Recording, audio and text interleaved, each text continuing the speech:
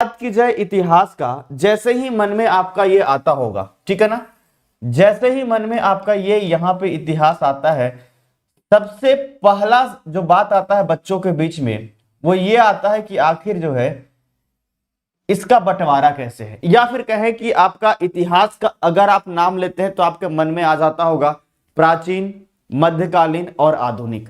अक्सर जब पढ़ाते रहेंगे तो बच्चे जो है वो मैसेज करते हैं सर मॉडर्न पढ़ाइए सर, मेडिवल पढ़ाइए सर, या एंशिएंट पढ़ाइए सर। पहले पूरे कॉन्सेप्ट को जानते हैं कि आखिर जो है इतिहास को 3 भागों में बांटा क्यों गया है, ठीक है ना। इसके पहले एक लेक्चर मैं और ले चुका हूं और उसमें पूरा स्केल जो है मैं आपको बना दिया था कि कहां से कहां तक की किसका जो है आपको क्या पढ़ना है, ठीक है ना। एक आप पढ़ते हो प्राचीन भारत, है ना, अगर भारत के इतिहास की बात करें तो। फिर एक होता है आपका मध्यकालीन, है ना, जिसको मेडिवल हिस्ट्री कहते हो, मध्यकालीन भारत। और तब एक आपका होता है आधुनिक भारत, आधुनिक भारत। पहले तो मैं इस पे चर्चा करूंगा कि आखिर ये बंटवारा क्यों है, कैसे कैसे है, और तब मैं इसके स्केल को फिर पार्टिकुलर समझाऊंगा। पिछला क्लास जो दिया था मैं उसमें पूरे इतिहास को एक साथ बताया था। जो लेक्चर वो नहीं देखे हैं उस लेक्चर को पक्का देखिएगा, कंफर्म देखिएगा, नहीं तो फिर आपके अंदर वो रुचि नहीं पैदा होगा, है ना, जो मैं चाह रहा हूं। तो अगर वो फिर अधूरा आप छूटते हैं तो फिर आप अपने लिए भी नुकसानदायक होंगे और मेरे लिए भी होंगे, क्योंकि कई बार जब कॉन्सेप्ट आपको शुरू से पता नहीं होता है तो मैं आगे पढ़ा रहा होता हूं तो मुझे ही परेशानियां झेलना पड़ता है, ठीक है ना। चलिए, तो सबसे पहला सवाल आता है कि सर इतिहास को आखिर ये 3 हिस्सों में क्यों बांटते हैं। इसके पहले वाले लेक्चर में आपको बताया था कि इतिहास को जो है वो किस प्रकार से जो है अलग अलग तरीके से विश्लेषण किया गया है, जब मनुष्य को न लिखने आता था न पढ़ने आता था, प्राग इतिहास। जब लिखना तो आता था लेकिन पढ़ना नहीं आता था, आध ऐतिहासिक काल। और जब मनुष्य को लिखना भी आ गया और साथ में पढ़ना भी आ गया, वो फेज जो होता है आपको ऐतिहासिक काल। क्या? ऐतिहासिक काल। मतलब कि ऐतिहासिक काल जो है उस समय मनुष्य को लिखना भी आ रहा है और पढ़ना भी, और उसी ऐतिहासिक काल को 3 काल खंड में बांटा गया है, प्राचीन, मध्यकालीन और आधुनिक। मतलब ये बात तो आपको तय समझ में आ रहा होगा कि तीनों ही अगर कालखंड की बात करें तो कोई भी मनुष्य पढ़ा लिखा होगा, अच्छे तरीके से किसी तिथि को लिख सकता है, किसी तिथि को जो है समझ सकता है। इसके पहले आद्य इतिहास और आपका प्राग इतिहास जो पिछला लेक्चर में अच्छे से बताया, उस समय मनुष्य को या तो लिखना आता है तो पढ़ना नहीं, या तो लिखना आता है नहीं भी आता है और पढ़ना भी नहीं आता है, वो समस्या है। तो मैं नहीं चाहता कि आप ज्यादा उलझिए और चीजों को समझिए। सबसे पहले कि आखिर इतिहास को 3 भागों में बांटने की आवश्यकता क्या पड़ी। क्या सिर्फ इसे इतिहास कह करके नहीं पढ़ सकते थे? जब भी बात आता है आपको किसी परीक्षा का तैयारी करते हैं, सर मॉडर्न पढ़ाइए सर, मॉडर्न से ज्यादा आता है, आधुनिक भारत से ज्यादा प्रश्न पूछता है। पहले इस पड़ाव पे तो आप आइए, इस पड़ाव पे तो आप आइए कि आखिर इसको 3 भाग में क्यों बांटते हैं। भारतीय इतिहासकारों के सामने यह सवाल रखा गया, क्या इसे सिर्फ इतिहास कह करके नहीं पढ़ेंगे? एक पुस्तक उठाते उसमें भारतीय इतिहास लिख देते, ये अलग अलग बांटने की क्या आवश्यकता थी। भारतीय इतिहासकार एक कॉन्सेप्ट देते हैं, बड़ा ध्यान से सुनिएगा, यहीं से आपका शुरुआत होता है, यहीं से आपका कॉन्सेप्ट का बेहतरीन शुरुआत हो। इतिहासकार एक बात को कहते हैं, जहां से किसी राष्ट्र का, किसी क्षेत्र का, वहां की सभ्यता, वहां की संस्कृति, वहां की वेशभूषा और रहन सहन, इन तमाम चीजों में बदलाव आ जाता है, तो ये कहते हैं कि हम एक नए युग में चले गए। कहां चले गए? एक नए युग में चले गए। भारतीय इतिहास के साथ, भारतीय अतीत के साथ जब देखा इन इतिहासकारों ने, तो उनको महसूस हुआ कि भारत में भी ये बदलाव हुआ है पहले, यहां पे भी सभ्यता को, संस्कृति को, रहन सहन, वेशभूषा, शिक्षा, ये तमाम चीजों में बदलाव लाया गया है।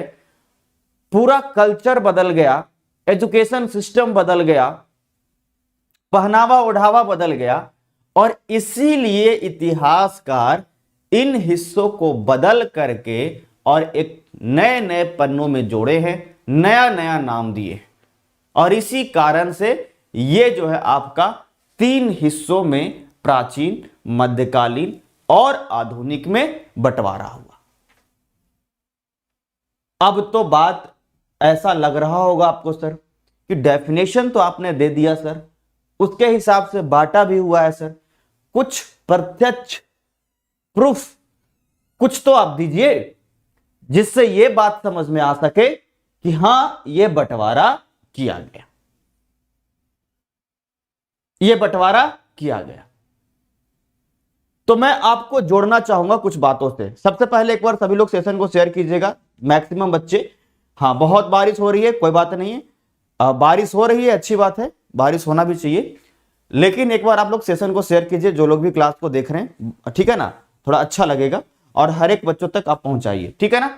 अब देखिए, तो हम कोई तिथि का अभी जो है आपके साथ जिक्र नहीं करेंगे, मैं किसी भी तिथि का जिक्र आपके साथ नहीं करूंगा, सीधा आपको मैं समझाने का प्रयास करूंगा कि आप पहले कॉन्सेप्ट को समझिए और फिर हम आपको बहुत सारे फैक्ट पर लेकर के चलेंगे।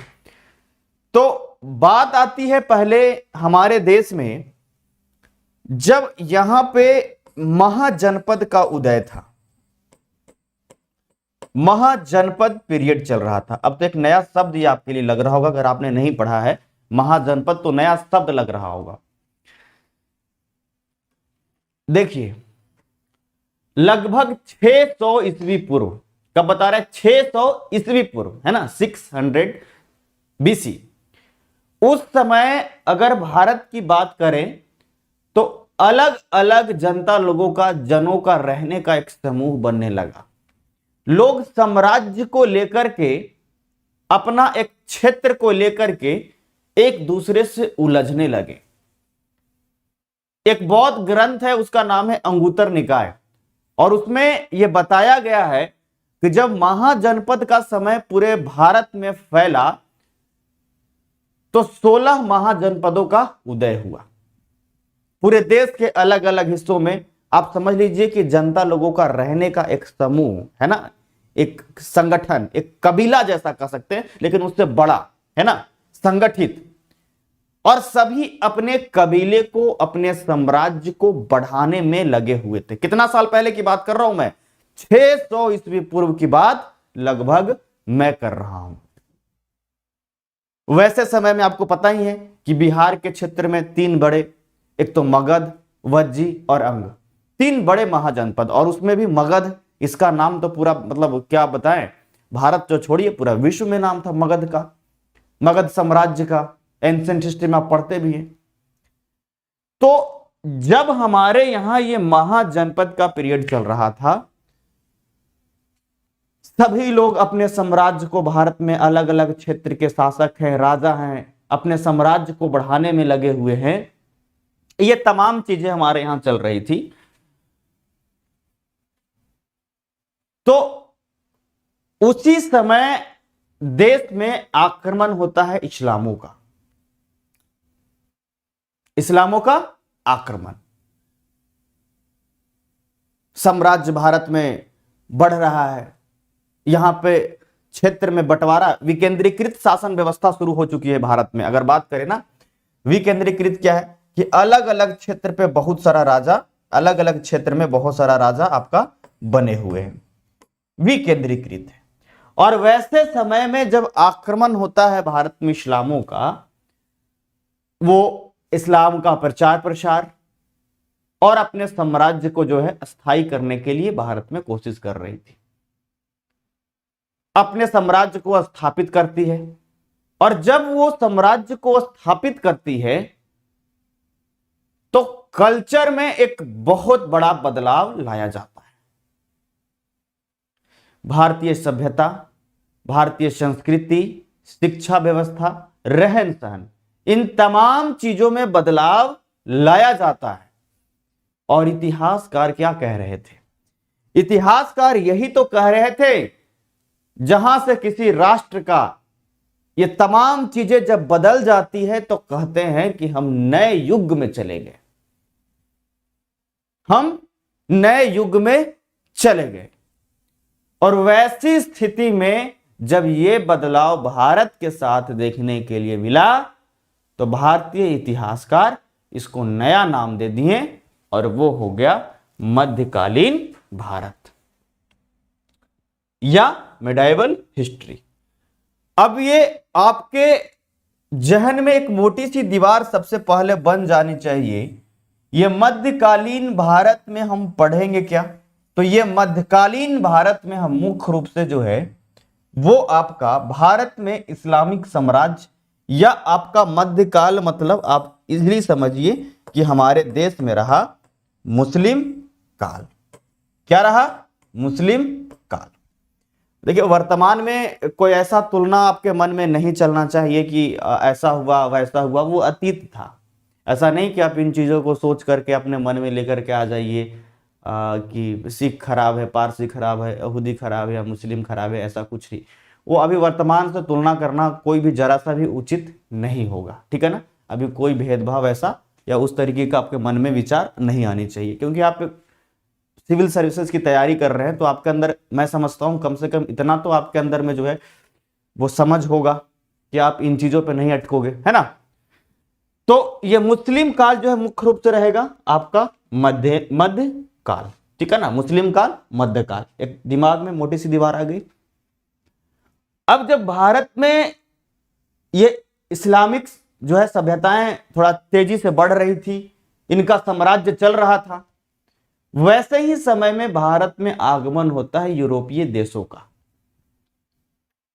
पुर्तगाल, फ्रांस, ब्रिटिश, डच, ये तमाम देश जो है उनका आगमन होता है भारत में। वो आते क्यों हैं हमारे देश में? आते हैं व्यापार करने के लिए। किस लिए आते हैं? वो आते हैं व्यापार करने के लिए। मध्यकाल जब मैं आपको पढ़ाऊंगा तो इसमें आपको समझ में आएगा। एक शासक है, उनका नाम है औरंगजेब। औरंगजेब का मृत्यु होता है 1707 ईस्वी में, और जब उनका मृत्यु होता है 1707 ईस्वी में, तो मुगलों में ऐसा कोई मजबूत शासक फिर नहीं बच जाते हैं जो कि पूरे देश को जो है कंट्रोल करके रख सके। और इस समय से हमारे देश में दो बड़ा बदलाव, जब तक 1707 की बात की जाए तो जब तक औरंगजेब है पूरे देश को संगठित करके रखे हैं, केंद्रीकृत कर करके रखे हैं। लेकिन जब उनका मृत्यु हुआ तो भारत में दो बड़ा बदलाव। एक बदलाव तो यह हुआ कि आपका ब्रिटिशों को खुशी मिला कि अब भारत में कोई मजबूत शासक नहीं है, आसानी से हम टैक्स फ्री करवा सकते हैं, या तो बाकी के शासकों को मूर्ख बना करके हम यहां पे अधिकार भी कर सकते हैं, इस क्षेत्र का स्वामी भी बन सकते हैं। पहला खुशी तो अंग्रेज को, दूसरा खुशी भारतीय कुछ क्षेत्रीय अधिकारियों को भी हुआ। उसको लगा कि अब तो मुगल कमजोर हो गया, अब टूट टूट करके अलग होना चाहिए। और बहुत सारा क्षेत्र जो है यहां पे मुगलों से जो है वो अलग हो गया। अगर आप सेपरेट करके मुगल नहीं समझ पा रहे हो तो कोई बात नहीं, आप समझ लीजिएगा कि पूरा का पूरा मुस्लिम काल चल रहा है, क्योंकि बच्चे समझ ही नहीं पाते हैं कि इसमें दिल्ली सल्तनत क्या है और मुगल क्या है ना। एकदम इनिशियल से शुरुआत करो तो समझ लो कि मध्यकाल यानी मुस्लिम काल चल रहा है, और इस समय अंग्रेजों का प्रवेश हो चुका है। यूरोपियन देशों में नहीं समझ में आ रहा है, अगर बाकी चीजें आपका दिमाग में मैप नहीं बन रहा है तो कम से कम इतना तो समझ में आता होगा ना कि अंग्रेज, हम अंग्रेजों के 200 साल तक गुलाम रहे। ब्रिटिश, ब्रिटेन, यूरोपीय कंट्री, ठीक है ना। तो उनका जब यहां पे आगमन हुआ और आगमन के से लेकर के संघर्ष चला। 1707 में औरंगजेब की मृत्यु, और इस समय ब्रिटिश पूरा एकदम जोर शोर से चाह रहे हैं कि अब सिर्फ भारत में व्यापार ना करे, बल्कि भारतीय क्षेत्रों में अब जो है यहां पे अधिकार करना भी शुरू कर दो, स्वामी बनने का प्रयास। और तब 1757 ईस्वी में पहली सफलता मिलती है प्लासी के युद्ध में। 1757 के प्लासी के युद्ध में अंग्रेजों की पहली सफलता है कि जिसमें कोई ब्रिटिश जो है वो भारतीय शासक को, बंगाल के नवाब सिराजुद्दौला को हराया।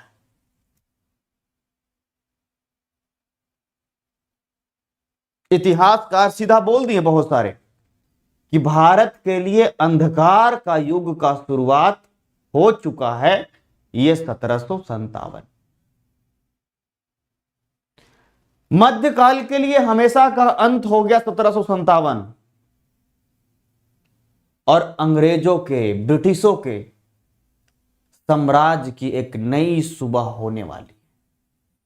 इतिहासकार कहते हैं 1757 ईस्वी वही ईस्वी है, प्लासी का युद्ध अंग्रेजों के लिए अगर उसके साम्राज्य में एक भवन की भांति देखे उसके साम्राज्य को, तो ये वो पहला ईंट है। उसके भवन निर्माण में ये पहला ईंट है, उसका नींव में ये पहला नींव है 1757। इतिहासकार सीधा लिख देते हैं एकदम, ये मध्यकाल की आखिरी रात है प्लासी के युद्ध के विषय में। अगला सुबह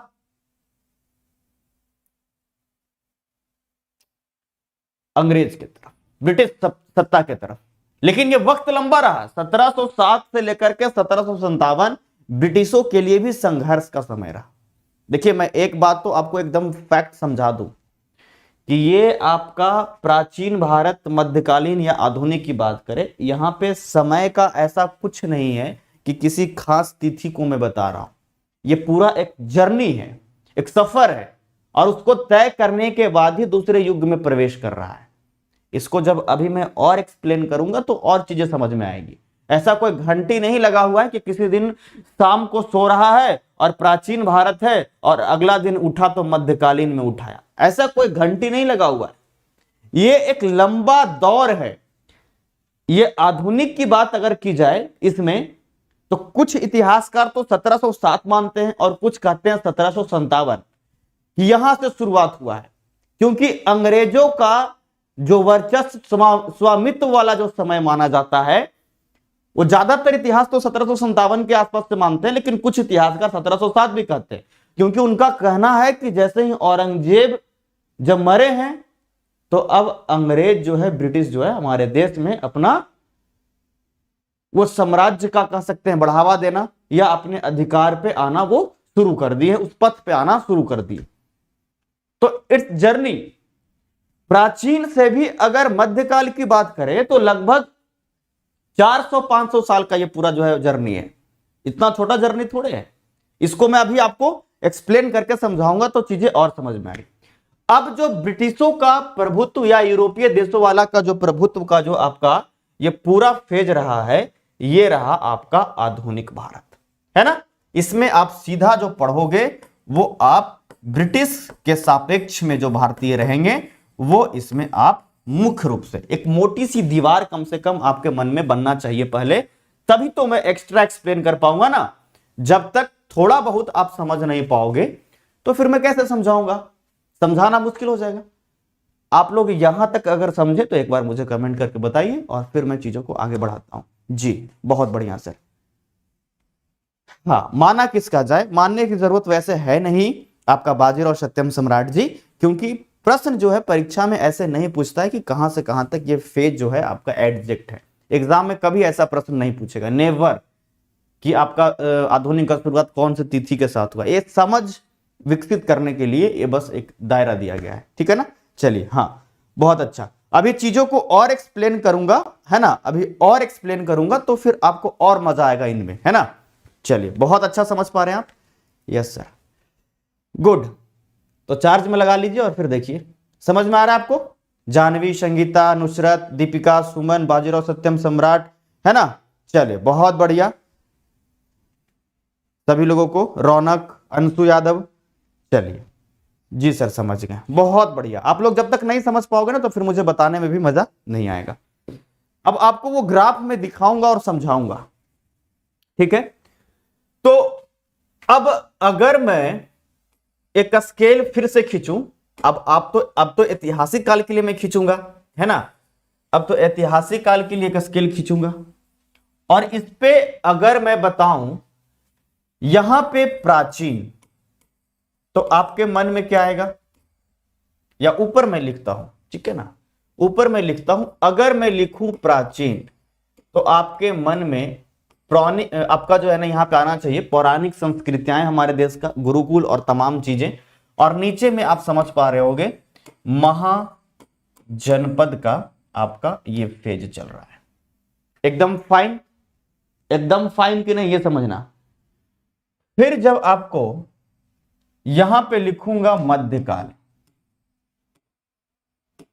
तो आपके मन में एक मोटी सी दीवार बन जाएगी, यहां पे क्या कि मुस्लिम साम्राज्य या मुस्लिम काल। एक देखिए ऐसा कुछ नहीं है कि मैं आपको ये चीज आपको कहीं पे रटना रटाना ऐसा कुछ करना है, आपको समझना इंपॉर्टेंट है। अब आपके मन में ये चीजें उबलने लगा होगा कि बाबर, हुमायूं, अकबर, कहां पढ़ना होगा, मध्यकाल में। अरे पढ़ना होगा कि नहीं पढ़ना होगा, जाहिर सी बात है। फिर आपका है आता है आधुनिक काल, और ये आधुनिक काल में हम क्या पढ़ेंगे, तो आधुनिक में हम पूरे यूरोपीय के जानेंगे। और एक मोटी सी दीवार तो आपको बननी ही चाहिए कि हम ब्रिटिश को यानी कि अंग्रेज को इसके सापेक्ष में भारतीय को जानेंगे। ये आपके, अगर आपने कभी इतिहास को देखा नहीं है, समझा नहीं है, तो समझाने के लिए एक पड़ाव आपको मैं दिया हूं। तो बहुत कुछ एक्सप्लेन करना है इसमें, इतना छोटा चीज थोड़े ये है। ये तो आपको मैं चाहता हूं कि एटलीस्ट आप ये समझो कि मैं ट्रैक पे हूं। तो ट्रैक पे लाने का जो है ना, कैसे जब आप कभी देखे होंगे किसी ऊंचे स्थान पे किसी चीज को चढ़ाना होता है तो पहले उसके लिए ट्रैक पे लाना होता है। तो जब तक मैं आपको ट्रैक पे लेकर के नहीं आऊंगा तब तक आप फिर चलोगे कहां। अभी आपको मैं पीछे से धक्का दूंगा तो इधर इधर इधर इधर चल जाओगे, ज्यादा धक्का दे दिया कभी इधर कभी इधर। तो पहले क्या करूंगा, आपको ट्रैक पे लाऊंगा, और जब उस ट्रैक पे आ जाओगे तो फिर मैं कितना भी जोर से धक्का दूंगा तो एकदम सामने चलोगे, एकदम सीक्वेंस में चलोगे। तो उसके लिए ये मुझे करना पड़ रहा है ना। चलिए चलिए बहुत अच्छा। तो फालतू की बातें ग्रुप में ना करेंगे कोई, और क्लास में कंटिन्यू रहेंगे, और सभी लोग अपने फोन के स्टेटस में इसको लगा लेंगे, ठीक है ना। चलिए, और यहां पे कोई लंगर नहीं लगा हुआ है कि आप लोग खीर पूड़ी बट रहा है, ठीक है ना। एकदम आसान से सुनिएगा और मजा आएगा आपको। ये चीजें समझ पा रहे हो आप, ये मुझे बताना, ठीक है ना।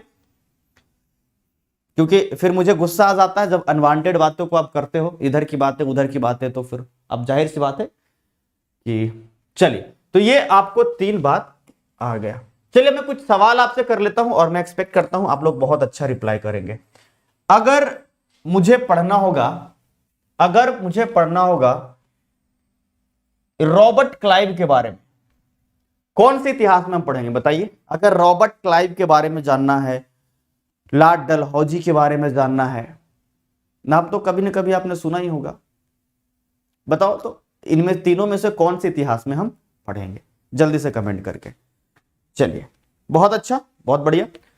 तो अगर बात की जाए इन तीनों फेज की बात की जाए, तो ये वक्त को भी आप समझिए कि आखिर ये चेंजिंग जो हुआ है ये इतना आसान तरीके से हुआ या फिर इसमें वक्त लगा। थोड़ा सा समय के सापेक्ष में मैं बता देता हूं।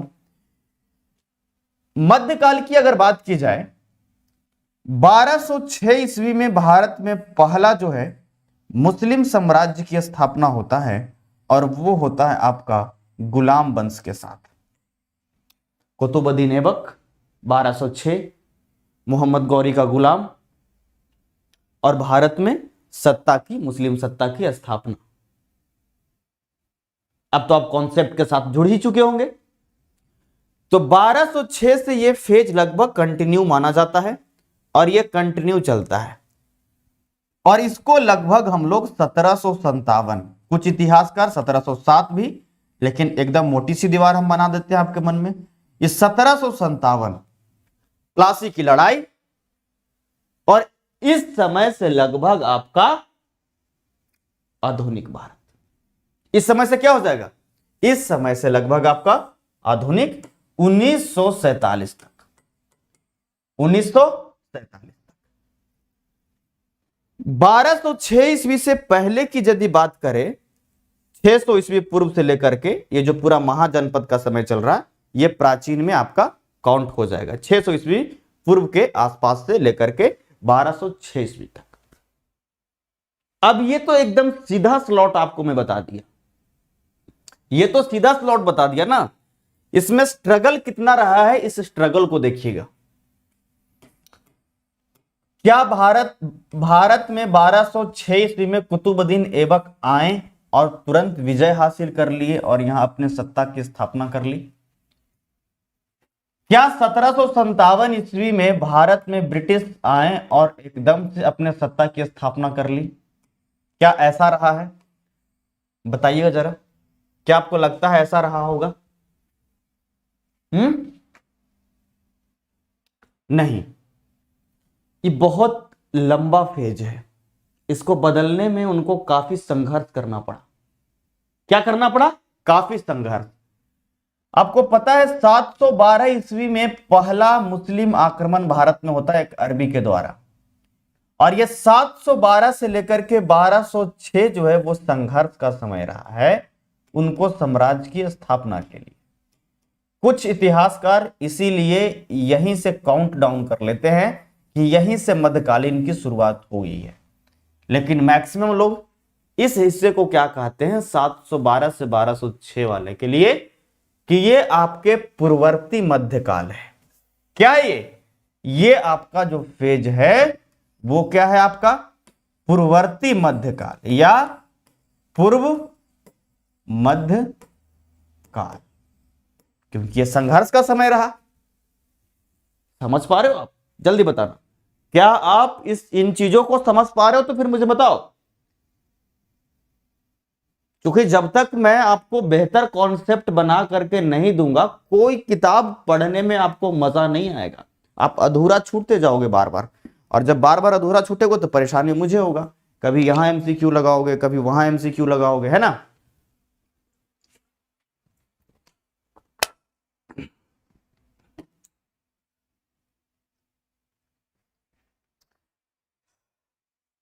विकास जी कह रहे हैं नहीं सर, पहले से प्रयास चल रहा था। हाँ वही तो मैं बता रहा हूं आपको। हाँ, पूर्व मध्य काल इसको कहेंगे। क्या कहेंगे? पूर्व मध्य काल। फिर जब 1757 की बात करते हैं और ब्रिटिश की बात करते हैं, तो ब्रिटिश क्या है? एक यूरोपीय देश वाले हैं। जब भी आप कभी किताब पलटे होगे 6, 7, 8, 9, 10, जब भी आपको मिला होगा मॉडर्न हिस्ट्री पढ़ने के लिए एनसीईआरटी में, या किसी और भी आपका जो है राज्य सरकार की, या फिर जो भी आप बुक पढ़ते हैं, तो आधुनिक भारत में सबसे पहला चैप्टर आपको क्या मिलता है? यूरोपियों का आगमन। देखा है कभी आपने? भारत में यूरोपियों का आगमन वो क्यों होता है? आखिर वो क्यों होता है? वो इसीलिए होता है क्योंकि आपको पता है कि हम लोगों को गुलाम बनाया किसने? अंग्रेजों ने। अंग्रेज कौन थे? यूरोपीय। हमारे देश में सिर्फ ब्रिटिश नहीं आए थे, फ्रेंच आए थे, पुर्तगीज आए थे, डच आए थे। तो इन पूरा का इतिहास को एक साथ देखना होता है। और लगभग ये, जब मैं आधुनिक की बात करता हूं, जब भी आधुनिक की मैं शुरुआत करता हूं, तो आपको एक बात पता होगा एटलीस्ट कि कभी ना कभी तो आपने सुना होगा भारत का खोज। सुना है? कभी ना कभी आपने जरूर सुना होगा इस लाइन को, भारत की खोज। बताओ कब हुआ? बताइए बताइए, भारत की खोज कब हुई? छोटी सी बात।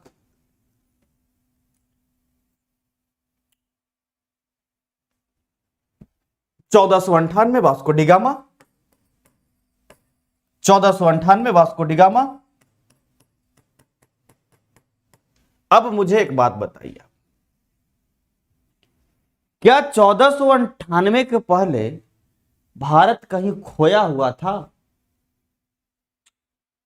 कहीं भूला गया था? अरे किसी चीज को खोज की बात हम कब करते हैं? जब वो खो जाता है। तो क्या भारत खो गया था उससे पहले? जबकि उसके पहले की मैं सारे स्टोरी को, सारे कहानियों को आपको बता रहा हूं, सारे कहानियों को आपको समझा रहा हूं।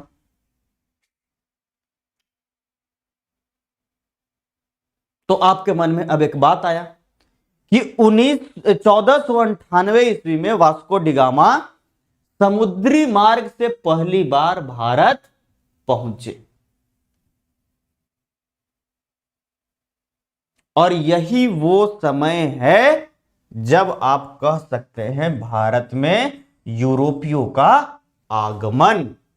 क्या कहेंगे? भारत में यूरोपियों का आगमन। समझ गए आप? भारत में यूरोपियों का आगमन। तो मेन फोकस जो मेरा है वो ये कहना था कि भारत में यूरोपियों का आगमन, भारत का खोज, यही आपका जो है, यहीं से हम शुरुआत कर देते हैं आपका मॉडर्न इंडिया, आधुनिक भारत को पढ़ाने के लिए। हालांकि फेज 1757 से काउंट किया जाएगा, लेकिन पूरे इतिहास को तो आपको जानना ही जानना है। पूरे इतिहास को तो आपको जानना ही जानना है ना, अधूरा थोड़े ना जानोगे आप। तो यहां से आपका जो है शुरुआत किया जाए। मैं समझता हूं कि अब आप भेद इसमें कर पा रहे होंगे, अलग अलग तरीके से चीजों को समझ पा रहे होंगे, आपके अंदर उतना समझ विकसित होगा। मैं आपको जो है मैप पर लेकर के आना चाहूंगा, और फिर देन की मैं थोड़ा चीजों को और अच्छे से समझाऊं। एक मैं मैप ले लेता हूं वर्ल्ड का, और फिर मैं आपको अच्छे से बताता हूं, ठीक है ना? चलिए, बहुत बढ़िया। एक वर्ल्ड का मैं मैप लेकर के आ जाता हूं, कोई प्यारा सा, है ना? चलिए, अलग से तो कोई नहीं है, एक मैप है। चलिए, ये देखिए, पूरा विश्व आपको एक साथ दिख रहा होगा इस पे, है ना? पूरा विश्व आपको दिख रहा होगा। देखिए, अब दो बात आप ध्यान में अभी के अभी रख लीजिए। ये हिस्सा जो मैं अभी आपको जो है ये राउंड कर रहा हूं, ये आपका वो मेजर हिस्सा है जो कि इस्लामिक कंट्री का है ना? सऊदी अरबिया, इराक, ईरान, तुर्की, ये तमाम जो है, उज्बेकिस्तान, अफगानिस्तान और तमाम हिस्सा। हालांकि मैप थोड़ा सा कम दिख रहा होगा आपको, कोई बात नहीं, कोई नहीं, अब थोड़ा समझने का प्रयास कीजिएगा।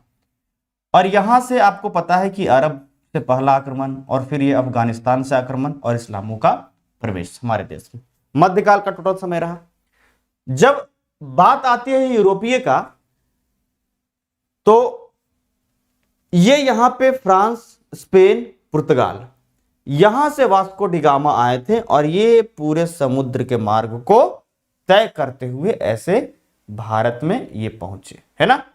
हालांकि यहां कहा जाए तो यहां पे आपका कालीकट यहां पे पहुंचे। ये स्थिति आपका जो है यहां से इनका प्रवेश करने का इनका है। तो ये यहां से जो काउंट होगा वो आपका आधुनिक का होगा। क्या होगा? आधुनिक का। अब आप इस मैप पे आइए और यहां देखिएगा भारतीय इतिहास का, और इसमें देखिएगा चीजों को। हाँ, कोई बात नहीं, वो आप तो समझ गए होंगे। हाँ, मैं वो थोड़ा सा क्वालिटी पर एक्चुअली क्या है ना कि थोड़ा लाइट बहुत ज्यादा है और कैमरा का जो है बहुत अच्छे से वो मिलाया हुआ नहीं है। कोई बात नहीं, ठीक है। अब देखिए यहां पे ये पूरा वही फेज है जो कि आपको मैं समझाने का प्रयास कर रहा था। शुरुआत में अगर मैं आपको ये पूरा चार्ट दिखा देता तो हो सकता है कि आपको मतलब थोड़ा उलझन सा हो जाता आपके अंदर, और लगने लगता ऐसा कि बहुत रेडीमेड सा चीज पड़ रहा है। देखिए, मेरा पूरा के पूरा फोकस सिर्फ और सिर्फ इस बात पे होता है कि मैं आपको एक बेहतर कॉन्सेप्ट दे सकूं, और तब फिर कोई पढ़ने में मजा आएगा। अब देखिए यहां पे प्राचीन इतिहास की अगर बात करेंगे तो समय काल मानव के आगमन से लेकर के, हालांकि वो प्राग इतिहास की भी बात की जा रही है, 8वीं शताब्दी तक, या कहें इसको कुछ इतिहासकार 700 ईस्वी और 800 ईस्वी के बीच में लगभग प्राचीन इतिहास का अंत मानते हैं, ठीक है। लेकिन अगर आपका बोलेगा ज्यादातर तो आपका जो है इसमें यही 600 ईस्वी पूर्व से लेकर के और 1206 तक। अब देखिए यहां पे मध्यकाल में देखिएगा 712 ईस्वी में आपका मोहम्मद बिन कासिम के आक्रमण से ही काउंट कर लिया है, जबकि मैं आपको क्या बताया था 1206 ईस्वी, है ना, क्या बताया 1206 ईस्वी। पूरा को मध्यकाल बोले तो दिक्कत नहीं है, लेकिन ये मुख्य रूप से 1206 से लेकर के 1757 तक। अच्छा, अभी थोड़ी देर पहले मैं आपको बताया था कि 712 से लेकर के 1206 तक के बीच के काल को मैं क्या कहूंगा। 712 से 1206 आप कमेंट करके मुझे बताइएगा। 712 ईस्वी से 1206, चूंकि ये संघर्ष का समय रहा है ना, इस्लामों का संघर्ष का समय रहा है, जब वो अपना सत्ता की स्थापना करना चाहते हैं तो वो। अब इस काल खंड को मैं क्या बताया था, आप लोग कमेंट करके एक बार मुझे बताइएगा जल्दी से, जल्दी से बताइए। अच्छा, स्क्रीनशॉट ये लीजिए, स्क्रीनशॉट, ठीक है, डन। ये आप कमेंट करके बताइए, सभी लोग कमेंट करके बताइए। ये स्क्रीनशॉट लेने के ऊपर क्यों, आप कमेंट कीजिए, मैं आपका कमेंट का इंतजार कर रहा हूं। आप लोग भाई,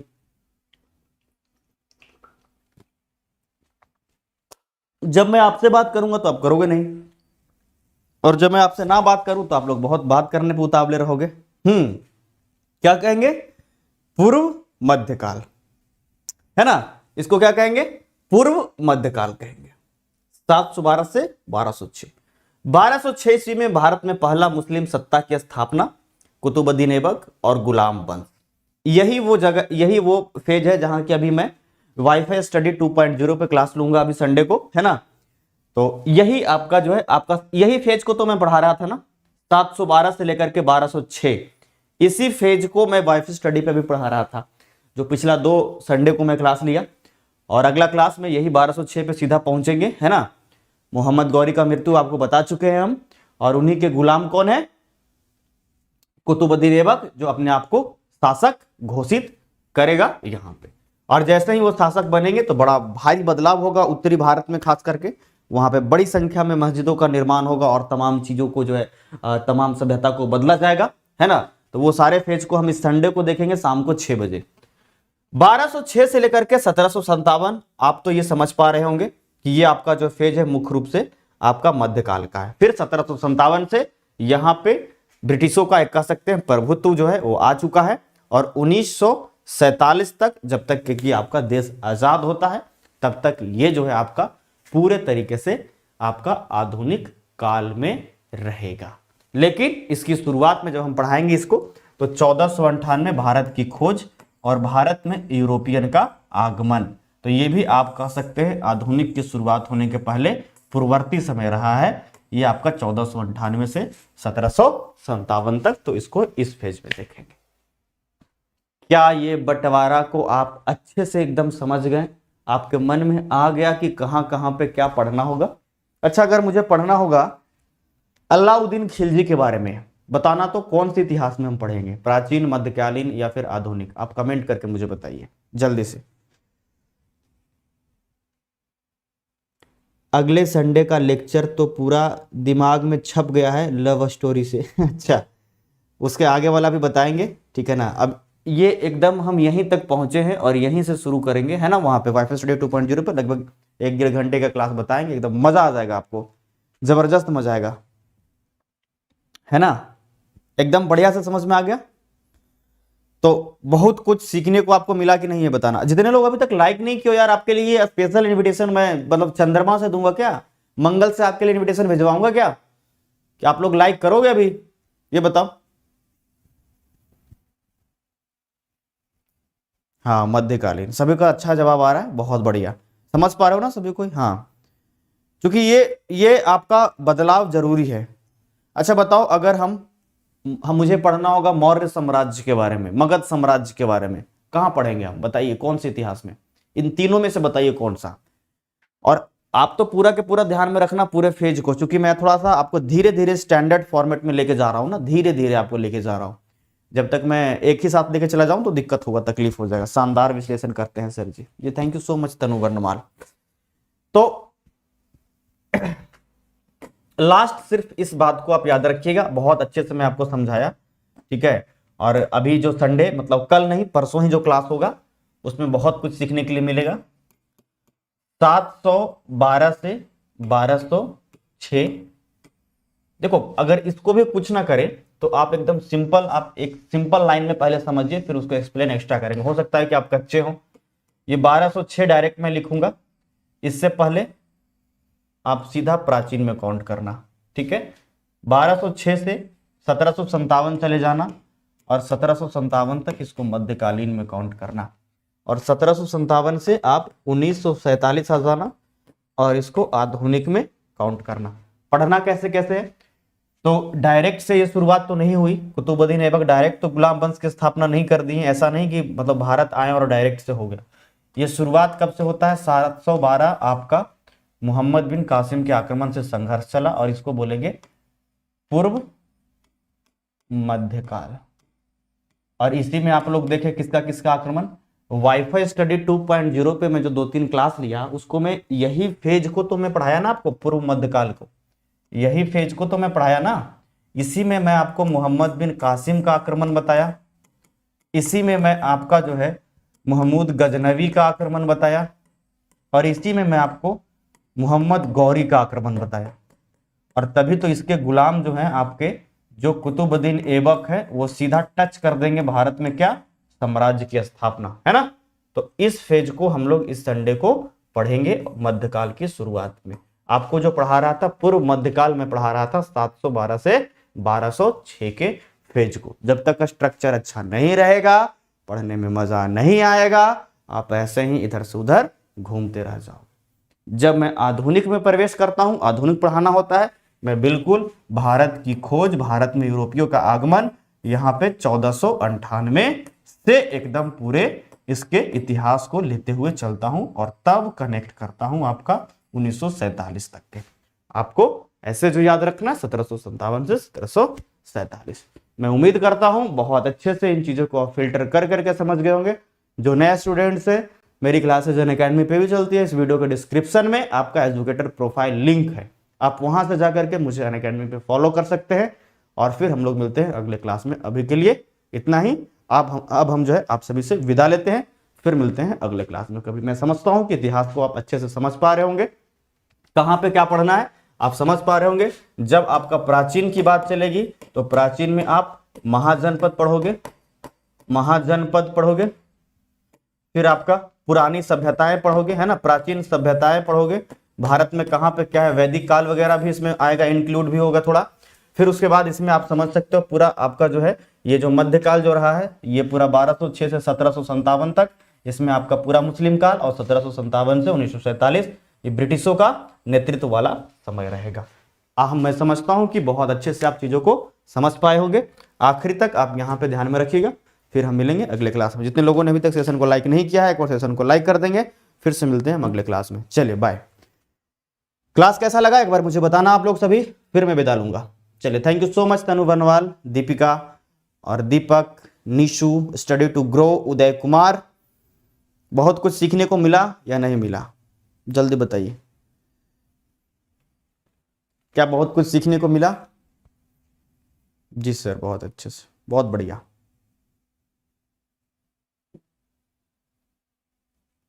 चलिए सर, आप ट्रिक सब कैसे बना लेते हैं इतने अच्छे से? ट्रिक कहाँ बता रहे हैं नेहा खान, हम तो कॉन्सेप्ट बता रहे हैं आपको, ट्रिक थोड़े बता रहे हैं। ये ट्रिक इसमें कहाँ हुआ, ये तो पूरा का पूरा कॉन्सेप्ट था। चलिए, गुड, बहुत बढ़िया, वेरी नाइस। चलिए हम फिर मिलते हैं अगले क्लास में। थैंक यू सो मच, बहुत सारा प्यार।